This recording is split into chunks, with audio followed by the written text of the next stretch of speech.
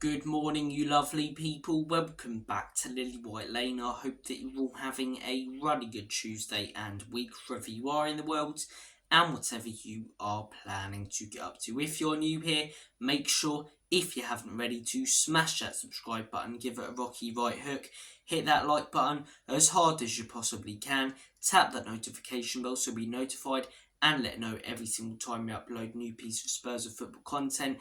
And finally, comment all of your thoughts and opinions down below. Without further ado, enough faffing about. Let's get cracking with this snacking, because the Premier League fixtures for the 2024-2025 season have been released. And Tottenham's fixtures, they're not that bad. The fixtures have been fairly kind to us for once. We don't actually have any big six teams back to back. No horrific runs like we did towards the end of last season. I mean, obviously we've got to play all of the big six teams twice, but not back to back once. And we don't really have a bad run, which is really lucky, if anything.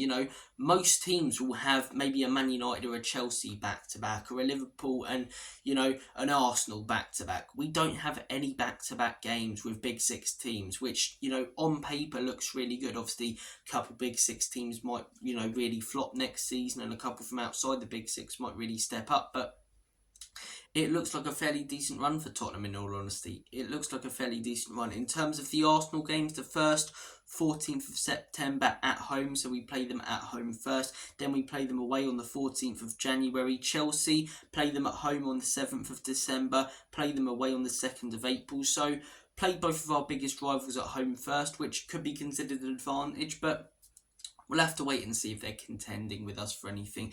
In terms of our first six fixtures, we've got Leicester away, 8 p.m. on a Monday night. I'd love us to kick off on a Saturday afternoon, but there you go, it's not going to happen. So Leicester away for our first game. Then we've got Everton at home, then Newcastle away, then Arsenal at home. Newcastle technically aren't considered, a big six side, and we don't know how they're going to be next season, but that could be a little bit of a tricky game, and having Arsenal right after it. But as I say, Arsenal at home 14th of September, then Brentford at home, then Man United away. So a couple of tough games in our first six and start to the season, but a few very winnable ones. Brentford, that's very winnable. Everton, very winnable, especially at home. And Leicester away, as I say, might be fairly tough because they've only just been promoted, but as I say, again, it's a game that we should win.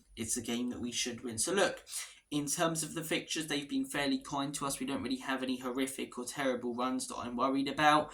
We'll have to wait and see what happens next season. Obviously, the Premier League fixtures could get a little bit congested, and some games could be, changed around because we are going to be playing European football Thursday to Sunday. So not my favourite schedule. I did enjoy some of the Saturday 3pms and 5pms and stuff last season, but it is back to Sunday 2 o'clocks and 4:30s. But I don't mind that. I prefer Saturdays, but I don't mind that. European football, as I say, back for Tottenham next season. We'll see how we get on in that. And yeah, not much else to talk about, in all honesty. Comment down below your thoughts on the fixtures. Are you happy with the dates for the Arsenal and Chelsea's game? What do you think about our start to the season? As I say, how do you think Tottenham will get on next season? And do you think the fixtures have been kind to us? Because I personally think that they have.